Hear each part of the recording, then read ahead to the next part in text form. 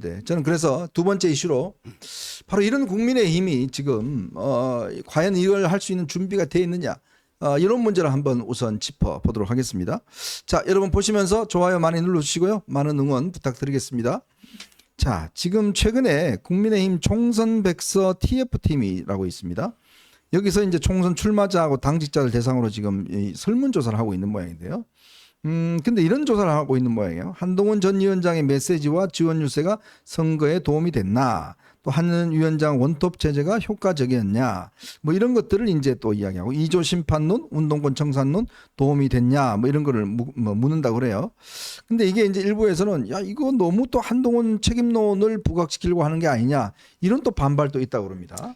아이고, 참 저는 참 가슴이 이런 얘기 들으면 좀 가슴이 꽉 막히고 또 네. 먹먹해지고 그런 생각이 드는데 우리가 이제 보수가 정말 그 성찰과 거듭남 뭐 이런 것들이 있어야 되고요.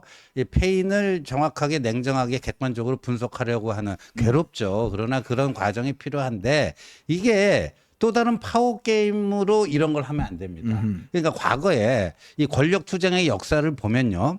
그 특히 이제 중국 공산당에서 마오가 잘 썼던 수법이 뭐냐면 과거사를 정리하는 과정에서 그걸 어떻게 평가할 것인가를 가지고 거기서 이제 또 찬성파와 반대파 이렇게 나눠지면은 네. 어느 쪽으로 힘을 실어주면서 다른 반대편을 이렇게 사실상 그 파워 게임에서 배척하고 밀어내고 뭐 하려는 수단으로 과거사 평가가 이루어지거든요. 그런 점을 우리가 경계를 해야 되는데 지금 이 초장에 나타나는 기운이 제가 봐서는 좀 불길해요.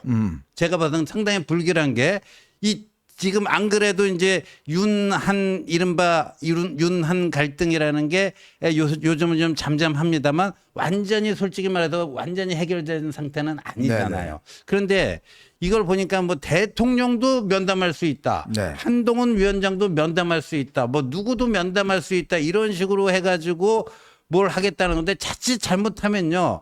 이 당내에 어떤 패인을 객관적으로 우리가 도출해 나가면서 우리 모두가 거듭나는 힘을 모으면서 거듭나는 과정으로 가는 게 아니라 여기서 또 사분오열되는 그런 모호가 될 수도 있지 않나 하는 그런 불길한 예감이 든다는 거죠. 뭐 저는 이제 그 서정욱 TV에서 총선 백서회가 제가 8부까지 우리 뭐 또 하시더라고요. 하고 있는데요. 네. 우리가 이제 참패를 했으면 이제 백서는 저는 필요하다 봐요. 아, 그렇죠. 근데 문제는 남한테 책임을 전가하는 식으로 공개하는 식으로 이렇게 하면 안 돼요. 네네. 그래서 제가 제안한 게 대통령실은 본인들이 뭘 잘못했는지 써내고. 대통령실이 써내고 한 위원장은 본인이 뭐가 부족했는지 써내고 후보들은 본인이 뭐가 부족한지 이렇게 저는 자아 성찰해서 이걸 취합해 보자 이런 제 주장이고 근데 그 한 위원장한테 책임을 너무 이렇게 떠넘기는 분들 있잖아요. 네네. 이분들한테 제가 하나 통계를 보이고 싶어요. 네. 옛날에 우리 총선 참패할 때 이거 황교안 대표가 있었고 그다음에 그 전에 김무성이 있었죠. 네. 근데 그분들은 총선 참패하고 나서 이름도 없이 사라져 버렸잖아요. 그 바람과 함께 사라져 버렸어요. 예. 근데 한 위원장은요. 이번에 총선에 참패했는데 지금도 이게 지지율이 압도적 1위야. 압도적 1위야. 이미 평가는 끝난 거 아닙니까? 전 국민이 한 위원장이 참패해도 지지율이 압도적 1위다. 이 말은 게 우리 국민들 자유파 국민들이 볼 때 이번 선거는 게 한 위원장만의 잘못이 아니다. 한 위원장도 게 진짜 어려울 때 9회 말 투아웃에 몸도 제대로 못 풀고 당을 위해 넣고 아무것도 누린 게 없지 않냐. 이렇게 평가하니까 다시 한번 기회를 주자. 이래가지고 이 지지율이 1위인 거잖아요.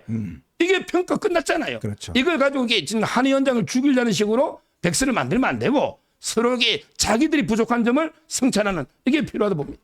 그러니까 저는 이게 뭐 한 위원장 왜 혼자 했냐 뭐 이런 것이 하는데 그럼 누가 하겠다고 나섰습니까? 한번 솔직히 한번 묻고 싶어요. 누가 그러면 아니 그 공동선대위원장들 원희룡, 나경원, 안철수 있었는데 그 사람들이 어떻게 나오겠습니까?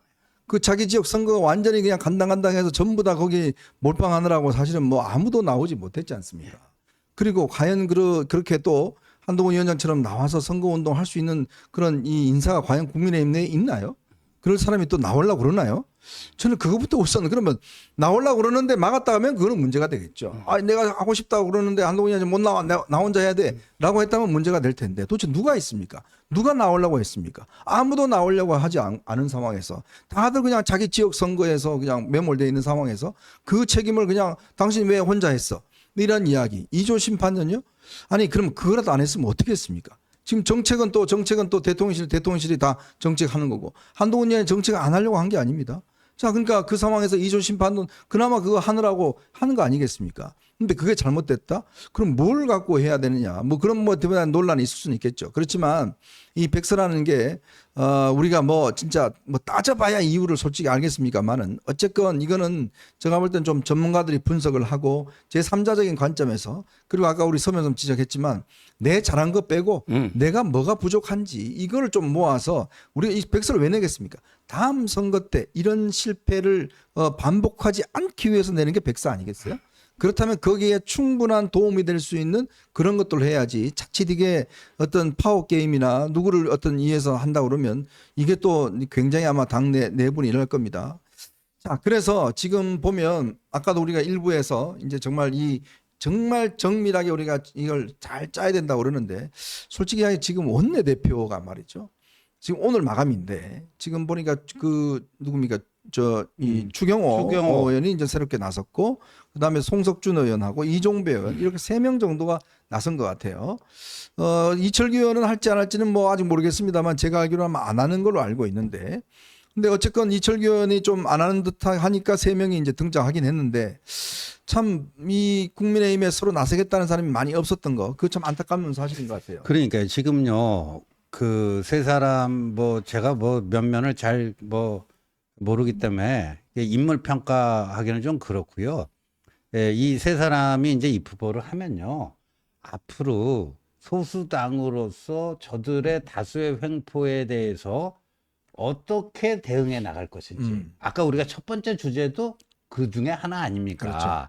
그러니까 강하게 맞설 때는 맞서야 되고 또 이렇게 지혜를 발휘해서 밀리는 것 같다가 어느 결정적인 순간에 딱 조금만 그 맥을 짚어갖고 딱 되치기를 할 수 있는 이런 지략이라든가 여러 가지가 좀 있어야 되지 않겠습니까? 원 구성에 대해서 어떻게 할지 뭐 어떻게 할지 등등 이 소수당의 이 절대적 한계를 안고서 어떻게 이 앞으로 1년을 헤쳐나갈 것인지 거기에 대한 자신의 어떤 전략 뭐 그걸 세세한 것까지 다 얘기할 수는 없죠. 그러나 큰 어떤 그 원칙적인 틀 뭐 그런 것들을 가지고 좀 뭔가 그 후보들을 데려다 놓고 말이죠. 그 의원들이 그냥 그 마구 그 Q&A를 좀 난성 토론을 해서라도 그런 식으로 뭔가 하는 방식이 좀 맞지 않나. 네. 지금 뭐 어떤 그 뭐 3명 중에 인물상으로 누가 나냐 이게 별 의미 없다고 봐요.